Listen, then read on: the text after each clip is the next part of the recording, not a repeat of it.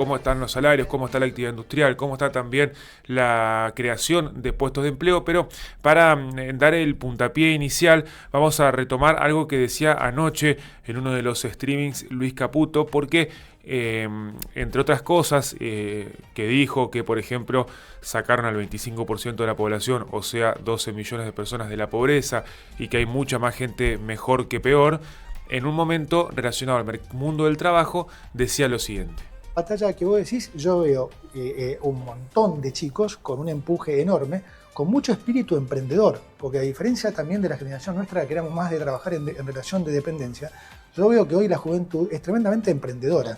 Entonces a mí eso me deja mucho, hay dos cosas que ahí me dejan enormemente tranquilo. Uno, que los jóvenes son 10 veces más piolas que nosotros, porque ellos son los que empujaron el cambio y son más emprendedores. Entonces, y además hay un nivel de mortandad muy fuerte justamente por la no estabilidad del ciclo macro. También.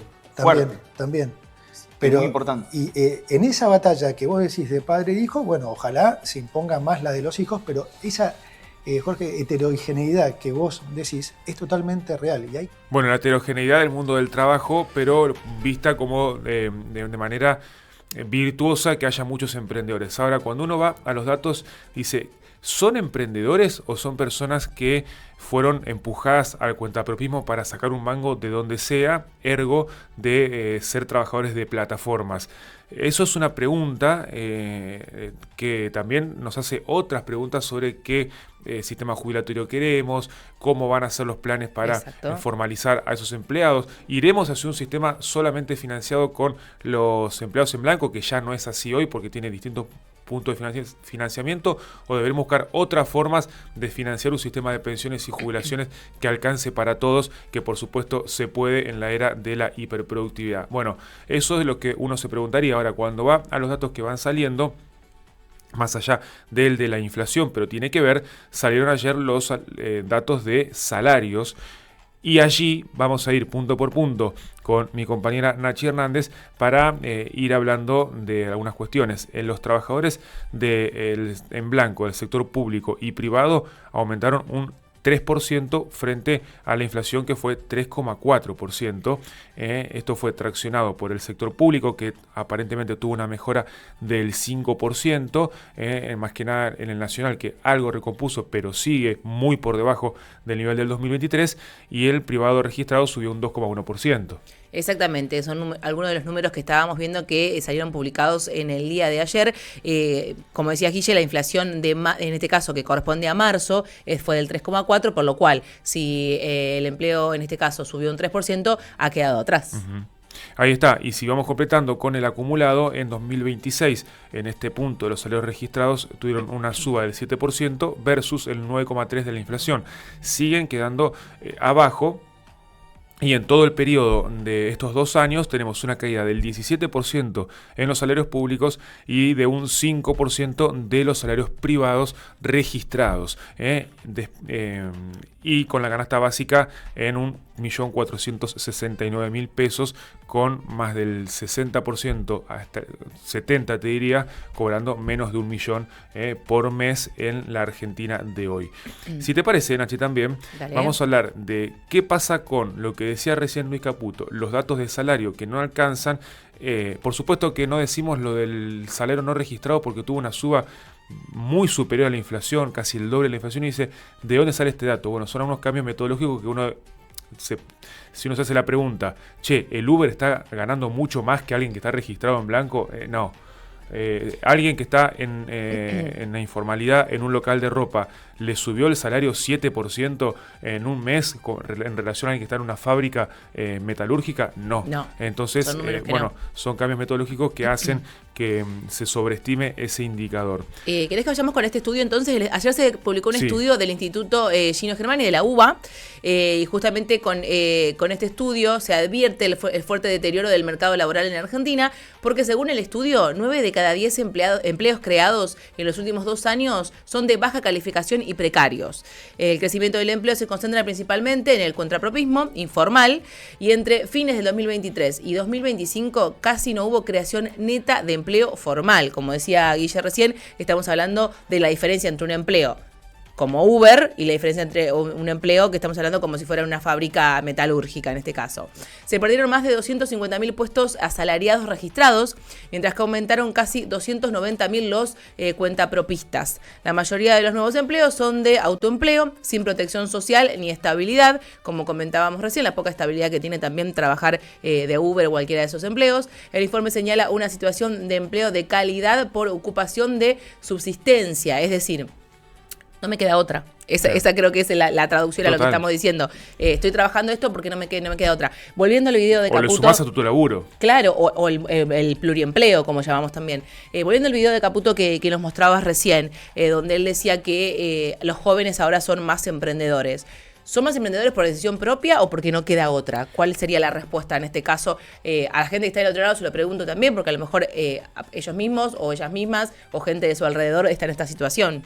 Sí, o que de hecho uno dice dónde van a trabajar esos o dónde están esos emprendedores, porque vemos que según el estudio de Gino Germani, entre el 2023 y el 2025 se perdieron 253.000 puestos asalariados formales, que es lo que te da seguridad social, lo que te brinda protección, etcétera, etcétera. Y se sumaron 289.000 trabajadores cuentapropistas de baja calificación. Sí.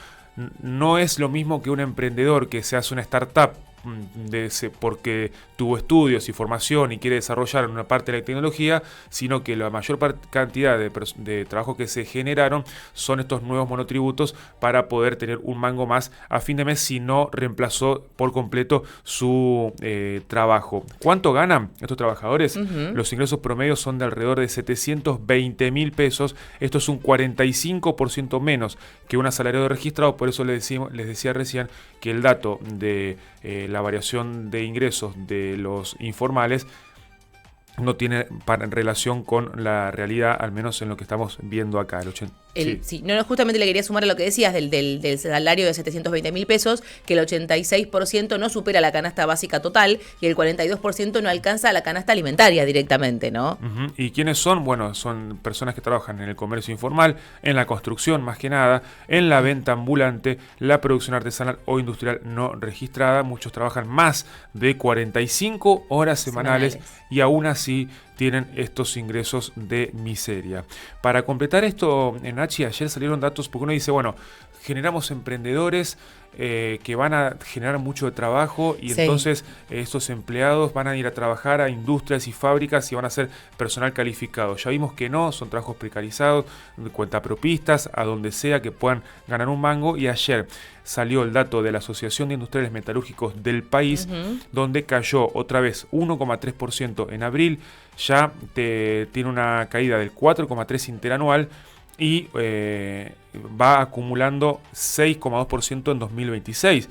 Perdieron todas: fundición 13%, bienes de capital casi 5%, equipo eléctrico 4,5%. Bueno, el sector agrícola fue el único que tuvo una suba, un aumento en su cadena de valor, que fue un 2%, pero después el resto: alimentos, consumo, construcción, petróleo y gas, la industria automotriz, energía eléctrica y minería, todas muestran retroceso en su uso de capacidad instalada y en su producción. Y en las zonas también vemos que Buenos Aires es la que más caída tuvo, con un 5%, Entre Ríos 4,7%, Córdoba 3,7%, Santa Fe, lo que seamos hoy, que es un caso aparte, porque bajó un 0,9%. Se mantiene la actividad industrial con un fuerte cordón, por supuesto, de empresas muy grandes en el sector, por ejemplo, de las colonias y demás, con trabajos que está traccionando Vaca Muerta. Por ejemplo, desde Santa Fe mandamos unos calderones gigantescos a Vaca Muerta. Eso es impresionante, pero es un sector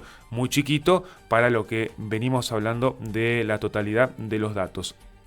Y la última, si te parece, o si vos querés después agregar lo que vos quieras, es que, y con esto de los emprendedores, uno cuando dice, hay un montón de pibes emprendedores, deben emplear poquita gente. Ajá. Bueno, el 98% de las empresas que cerraron en estos 2 años, que fueron más de 20.000, tenían menos de 10 empleados. Son justamente los sectores atacados, los de emprendedores o pymes o comercios chiquitos que se hacían con 4, 5, 6, 7, 8 empleados y que hoy tuvieron que desarmar esas sociedades porque no les dio más para bancar los costos de alquiler, los costos de producción, la caída de las ventas y el pago de los salarios. Igualmente, cada uno de esos emprendedores o pymes que tenía 10 empleados, estamos hablando de tal vez 10 familias. Por supuesto. Son muchos, claro. Cada son empleado muchos es una familia detrás y bueno, y por eso es que queríamos dedicarle unos minutos a hacer este panorama después de lo que fue la entrevista ayer, que después tuvo su condimento político, su condimento también económico y las internas dentro del gobierno, que aquí por ahora poco nos importan, para atarnos a estos datos que por ahí explican el descontento que vamos viendo en distintos sectores de la sociedad.